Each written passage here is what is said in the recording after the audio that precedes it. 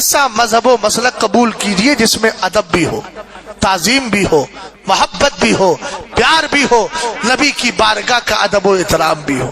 ایسے مذہب کو اختیار مت کیجئے جو نہ مسجدوں کا پاکوں کی عزتیں برقرار رکھے، مسجدوں کو کھانے پینے کا اڈا بنا لے۔ سمجھ میں آئی بات آپ؟ اور سنیے، جس کا عقیدہ خراب ہو گیا نا وہ زندگی بھر سر پٹکتا رہے۔ میں پٹکنا اس لیے بول رہا ہوں کہ قبول ہی نہیں۔ ایک عقیدہ بھی اگر خراب ہوا، یار دنیا اگر کسی چیز سے محبت کر لیتی ہے نا تو اس کی برائی نہیں کرتی۔ حضور کی حدیث کے جملے ہیں الحب یعمی ویسم، محبت انسان کو اندھا اور گونگا بنا دیتی ہے۔ کیا بنا دیتی ہے؟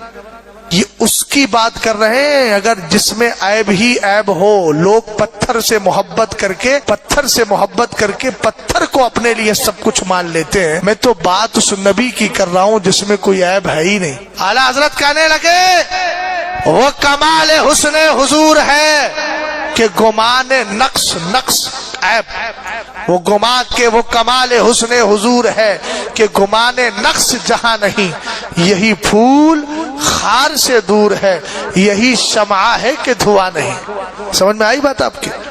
بس آخری حدیث سنا رہا ہوں۔ اگر بدعقیدہ ہو گیا انسان، سنیت سے نکل گیا، خراب کر لیا، تھوڑا میری طرف دیکھیں آپ تو حضور فرماتے ہیں لا يقبل اللہ لصاحب بدعت صلاة ولا صوما ولا صدقة ولا حجا ولا عمرة ولا جہادا فی سبیل اللہ ولا صرف ولا عدل یخرج من الاسلام کما تخرج الشعرة من العجین۔ مدینے کے تاجدار، دونوں عالم کے مالک و مختار، سیدی اخیار و اخیار جناب رسول ہاشمی فرماتے ہیں اللہ کسی گمراہ بددین بد مذہب کی نہ تو نماز قبول کرتا ہے، نہ روزہ قبول کرتا ہے، نہ اس کا عمرہ قبول کرتا ہے، نہ حج قبول کرتا ہے، نہ جہاد قبول کرتا ہے، نہ فرض نماز قبول کرتا ہے، نہ نفل نماز قبول کرتا ہے۔ وہ ایمان سے ایسے نکل جاتا ہے جیسے آٹا اور اس سے نکلا ہوا بال، یعنی آٹے سے بال نکل جاتا ہے۔ تو اس لیے عقیدہ جب خراب ہو گیا، یہ خراب ہو گیا نا، نمازیں پڑھو کوئی فائدہ نہیں، پہلے اس کو سدھاریے۔ اور جس کا سدھرا ہوا ہے اس کو چاہیے کہ کثرت کے ساتھ نماز پڑھے۔ میں ایک جملہ بولتا ہوں، جو بھی بدعقیدہ ہو گیا اس کی بدعقیدگی حد کفر تک پہنچ گئی تو اس پہ نماز تو فرض ہے ہی نہیں۔ نماز تو اہل ایمان پہ فرض ہے نا، بدعقیدہ پہ تو پہلے مطالبہ ایمان ہے، پہلے ایمان تو لا، نماز تو ایمان والوں کے لیے۔ اور جس کا عقیدہ ہی خراب ہے تو اس میں نماز فرض کہاں رہی؟ اس میں تو ایمان لانا پہلے فرض ہے، ایمان آ جائے تب نماز پڑھ۔ ارے نہیں سمجھے بات کو میری؟ نماز کس پہ فرض ہے؟ کافروں پہ؟ اہل ایمان پر نماز فرض ہے، کافروں پر ایمان لانا فرض ہے۔ پہلے کیا لانا فرض ہے؟ تو یار جن پر نماز فرض نہیں وہ بڑی بڑی مسجدیں پڑھ کے بنا کے نمازیں پڑھ رہے ہیں، اور جن پر نماز فرض ہے وہ نمازوں سے دور کیسے؟ ان کو پابندی کے ساتھ نماز پڑھنا چاہیے۔ جب یہ عقیدہ اچھا ہے پھر نماز پڑھیے، اللہ قبول فرمائے گا۔ بات سمجھ گئے نا؟ اس لیے ایمان عقیدے کی حفاظت کے ساتھ رہے۔ اس دور میں اگر کوئی عقیدہ بچا رہا ہے تو اسی کو مذہب اہل سنت، جس کو پہچان کے لیے مسلک اعلیٰ حضرت کہا جاتا ہے۔ مسلک اعلیٰ حضرت پہ قائم رہو۔ پانچواں مسلک کہاں سے آ گیا؟ ہم نے کہا تو کہاں سے آ گیا بھائی؟ یہ پانچواں مسلک ہے ہی نہیں۔ پانچواں مسلک تو اس وقت ہوتا جب اس کا عقیدہ امام اعظم کے عقیدے سے الگ ہوتا، اس کا مسئلہ امام اعظم کے مسئلے سے الگ ہوتا، اس کی فکر ابو بکر صدیق اکبر کی فکر سے الگ ہوتی، اس کا نظریہ عمر فاروق اعظم کے نظریے سے الگ ہوتا، اس کا وچار حضرت مولا کائنات حضرت عثمان غنی ذو النورین کے عقیدے اور نظریے سے الگ ہوتا۔ جب الگ ہے ہی نہیں تو ظاہر سی بات کام وہی کر رہا ہے، صرف نام ہم نے اس لیے رکھ دیا تاکہ بروں سے امتیاز ہو جائے۔ مسلک اعلیٰ حضرت پہ قائم رہو، اونچی آواز میں، مسلک اعلیٰ حضرت پہ قائم رہو۔ زندگی دی گئی ہے اسی کے لیے، مسلک اعلی حضرت سلامت رہے، ایک پہچان دین نبی کے لیے۔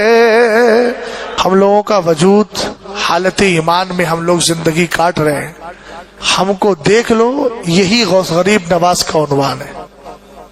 ہم بسے ہیں اس زمین میں اور بسیں گے حشر تک، ہم سوارث اس زمین کا دوسرا ملتا نہیں۔ کیوں کریں ہم رخ کہیں کا اس وطن کو چھوڑ کر، حکم جب خواجہ کے در سے کوچ کا ملتا نہیں۔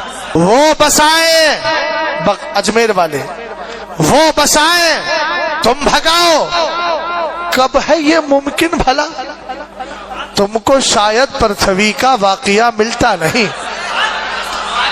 اب کہیں ہم بسے ہیں اس زمین میں اور بسیں گے حشر تک، ہم سا وارث اس زمین کا دوسرا ملتا نہیں۔ حضرت خواجہ معین الدین چشتی اجمیری رضی اللہ تعالیٰ عنہ کی شان سمجھنا ہے تو ہندوستان کے بادشاہ حضرت اورنگزیب سے معلوم۔ خواجہ کی چھٹی اور بڑے پیر کی 11، سنی نہ کرے گا تو بھلا کون کرے گا؟ اور جو میں نے بولا اس سے تو میرے خواجہ بھی خوش ہے نا، اس لیے کہ خواجہ غریب نواز بھی وہی عقیدہ رکھتے تھے جو عقیدہ ہمارا ہے، اور ہم وہ عقیدہ رکھتے ہیں جو خواجہ کا عقیدہ تھا۔ غور فرمائے، حضرت خواجہ معین الدین چشتی اجمیری رضی اللہ تعالی عنہ کی بارگاہ کا مقام و ادب دیکھیں۔ ہندوستان کا راجہ، ہم سب کا خواجہ، ان کی بارگاہ میں جب ہندوستان کے راجہ حضرت اورنگزیب رضی اللہ تعالی، تاریخ کو دیکھ کر فیصلے مت بدلنا، وہ مجدد تھے، مجدد ولی کامل تھے، منصف تھے، عادل تھے، متقی تھے، پرہیزگار تھے، نیکوکار تھے۔ حضرت اورنگزیب رحمت اللہ تعالی علیہ خواجہ معین الدین چشتی اجمیری کی بارگاہ میں جیسے ہی حاضری دینے گئے، فوراً شاہی لباس اتار کے پھینک دیا، گدڑی پہن لی، فقیروں والا لباس پہن لیا، اور جا کر مشکیزہ لٹکا لیا، اور مشکیزہ لے کر بیٹھے ہوئے لوگوں کو پانی پلانے لگے۔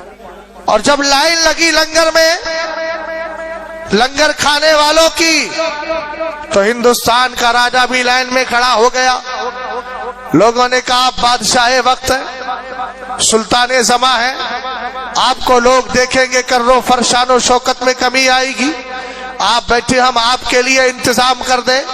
حضرت سرکار اورنگزیب رحمت اللہ تعالی علیہ نے ارشاد فرمایا، زبانیں بند کرو، میں خواجہ پاک کے منگتوں کی لائن میں اس لیے لگا ہوں تاکہ قیامت کے دن جب خواجہ پاک رضی اللہ تعالی عنہ کے منگتوں کی لائن لگی ہو، جنت میں داخلہ ہو رہا ہو، تب میرے خواجہ مجھے اشارہ کرے، اے اورنگزیب جس طرح دنیا میں میرے منگتوں کی لائن میں لگتا تھا، اب دیر کیوں کرتا ہے، جنتیوں کی لائن میں لگ جا۔ کہا خواجہ پاک کے حکم سے اور ان کی عنایت سے اور ان کی شفاعت صغریٰ سے اللہ مجھے بھی جنت عطا فرما دے، اس لیے یہاں لائن میں لگ رہا ہوں۔ میں نے کہا یہ اورنگزیب ہے، بادشاہ وقت ہے، لیکن ولی کی بارگاہ کا مقام و مرتبہ کر کے دنیا والوں کو بتا رہے ہیں ہم جیسے بادشاہ بھی یہاں فقیر بن کے آتے ہیں، اس لیے کہ خواجہ بادشاہوں کا بھی بادشاہ ہے۔ لوگ بادشاہت کرتے ہیں زمین پر، لوگ ان کو مانتے ہیں